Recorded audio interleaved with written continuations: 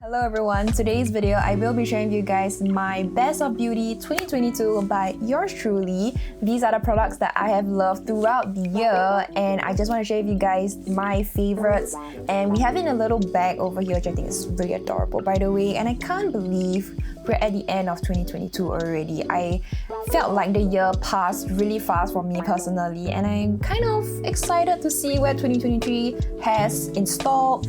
And I just want to quickly put out there that these products over here, not necessarily they are released within the year of 2022, they are just, I really discovered them in 2022 or just fallen back in love even. So without further ado, let's get into it. Everything that I mentioned today will be listed in the description box below. You can go and check that out. Some of the links might be affiliate links, so if you're not comfortable shopping through them, it's totally okay. But if you do shop through them, thank you so much. I appreciate your support.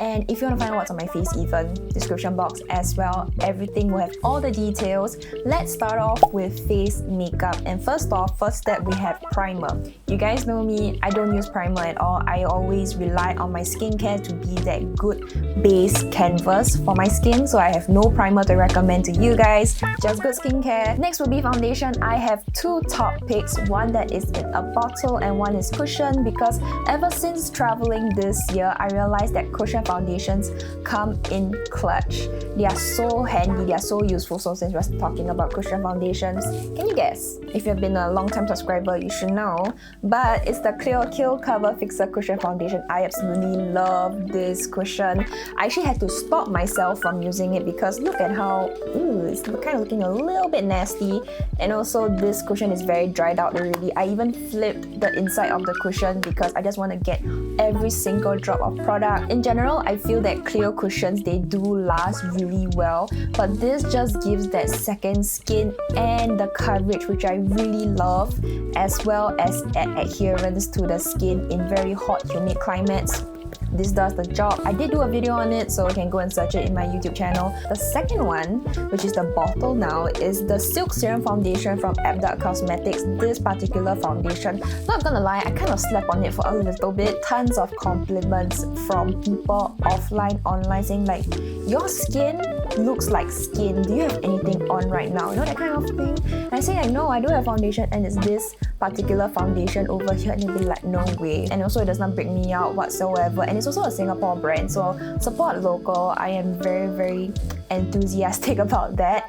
And now we're going into powder. I guess I only have one powder that I really like, and it's also from Abduct. It's for Velvet Veil powder. So these two are like my go-to combination actually, and when I have these two on, it just lasts on my skin throughout the entire day. Granted, these two I've been reaching out for it a little bit more in recent months because of the humidity here. It's been raining a lot, but it's also very humid at the same time. You know, living in Singapore for so long, I didn't realize how important it is to have good makeup that adheres very well to the skin, because the Silk Serum Foundation is a serum foundation obviously, so it's very thin in nature, and when you apply it on the skin, it's very thin in layer, and then when you seal it with this type of Velvet Veil powder, it just adheres even better to the skin. When your makeup is too thick or cakey, that's why your makeup balls and patches. I do not experience any of that with these two foundations and powder. Next is concealer. Personally, I haven't been really using concealer too much, but if I do use, I have been using the Wake Make concealer over here.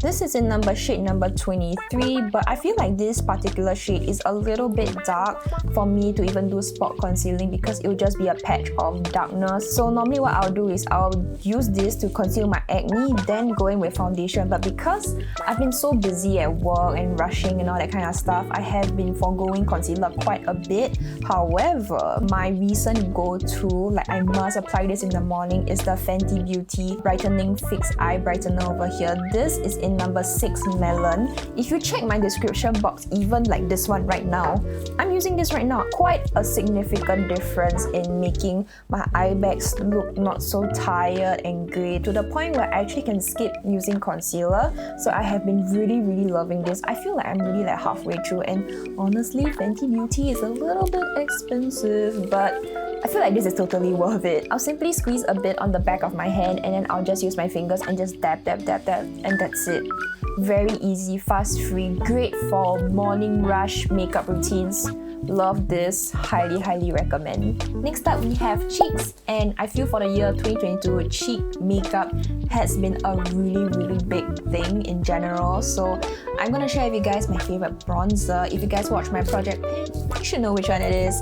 It's the Charisma Contour Palette over here. This unfortunately has been discontinued, and I guess it's a little update for people who watch Project Pan. Suits my Asian skin tone so well because the model they did for this particular trio was Asian and had very strong yellow undertones, and I resonated with that, so that's why I picked this. And I have been on the hunt on trying to find a similar bronzer like this, but to no avail. I know Kaleidos has done like a re-release of this. They discontinued this and added in more shades for the trio, which I think is a good move, but I don't think there's like a bronzer like this. I will be sad when this is gone. Next up is blush. We have two types. We have liquid and powder. So let's start off the liquid one. I think the liquid one is pretty obvious because it's been highly raved on social media, on TikTok especially. I love the Rare Beauty liquid blushes. Oh god, I nearly dropped it. But these are absolutely adorable. This includes this year's Christmas version and last year's Christmas version. So I have tons of minis and the big size as well. So I love this so much. And why the Rare Beauty blushes is because these liquid blushes last the entire day. They do not fade off that easily, and especially like right after work, I go out for dinner or have just extremely long days in general, these blushes are still visible on the cheeks. They last the entire day. My experience with liquid blushes in the past is that they last for maybe 3-4 hours best, and then they're gone. I don't see anything, but the color, the pigmentation, and it blends so well as well for the Rare Beauty blushes. I absolutely love this, and I am very keen to collect more for next Christmas collection as well. For powdered blush, I do have one, and it's from Peripera. This one over here, it's in number 1 Calm Pink, their Sunshine Cheek Blusher. And this one over here, you can see the embossing has rubbed off by quite a bit because I think for a good 2 months almost, I was just wearing this daily because it just paired so well with a lot of my eye looks that I wore. It can be very warm, very cool tone, very smoky, just this particular blush. Wearing this, your cheeks won't look too warm or too cool at all. It's just like that nice neutral pink, which I absolutely adore. I think every individual must get a reliable pink like this, and also this is very affordable as well. I paid like $7 for this. So one of my best blush purchase for the year of 2022. Next is highlighter, and let me tell you, I was crazy for highlighter back in 2018 that I had to take a hot break from it because I was like, no more shiny cheeks, enough of that. But this year I do have a favorite highlighter, and it's from Peripera. It's the Glory highlighter, but unfortunately we have a casualty over here. I have no idea how did this break. So this is the number 1 Pure Glory. Yeah, one day I just opened my drawer and I just found it shattered to smithereens, so I'm really sad about it. It's a big formula, so I don't think pressing it back would be a good idea because I think the alcohol would kind of mess with the formula of it. But the finish of it is so stinking pretty. It's that beautiful, my skin is naturally glowing kind of form. Look at that. Look at... Isn't that pretty? I actually wanted to do a review on this, but then on the day that I wanted to do the review, it shattered. So it's not too glittery, it's not too chunky either. It's just that beautiful wet skin finish, which I absolutely adore. This is quite similar to the Anastasia Beverly Hills Emreezy, except that this is definitely much lighter and much more smoother in finish as well. So if you're looking for a similar vibe of wet skin on your cheeks, you turn and the glow hits, yes, then I think I highly recommend this, but I'm really not sure about how fragile it is. Next category is my favorite, and it's eye makeup. Ooh, love that. And let's start off with brows first. Eyebrow pencil. So I do love the ROM and all flat brow pencil over here. This one, the formula on this particular pencil, when you draw the strokes out, It's not too waxy and will not bunch up on your skin, and also it lasts throughout the entire day in humid climates as well. I think one issue that I've encountered, if the formula is too waxy, there's a tendency for it to run all over your face throughout the entire day, so it wouldn't stay into place. The Hard All Flat Brow Pencil has been a really reliable staple. It's been one of my go-to pencils. I know there's a pencil version of this, so I might just check it out when I go to Korea. I don't plan on buying any more or too much makeup in the next coming months, just to save up for the Korea trip in May next year. This is a W1 Gentle Brow, so I've been growing out my hair. I plan on cutting off this dyed brown part over here, and all the darker parts over here are my natural hair color. So yeah, this pairs really well. And currently I'm actually wearing an eyebrow powder, which I've been loving. So this is my favorite go-to, and it's the Kate Tokyo Designing Eyebrow. I know this is very popular in the Asian beauty space in general. I think Pony made it very popular back in 2016, but I only got around to it somewhere middle of this year because I didn't understand the hype for it, so I'm really stubborn like that. I love how compact this is. For my 2 trips this year to Bangkok and KL, I brought this along with me because this is how compact it is, and you have a variety of shades to pick and choose from, which is what I love. I love a variation to pick and choose on how dark or how natural I want my brows to be, so you can mix the powders, and most of the time I'm reaching in for the middle shade over here. If not, it's the in-between shade. And I also have eyebrow gel. So eyebrow gel is something that I do use on a daily basis, and this is actually a drugstore favorite of mine, and it's the Essence Make Me Brow over here. This is in number 4 Ashy Brow. I have it in my brows right now, so it does have some color to it, and I did do a review on it earlier this year, you can see. So this is the color. I don't feel like the color plays a huge part because my brows are naturally dark, so I don't see any impact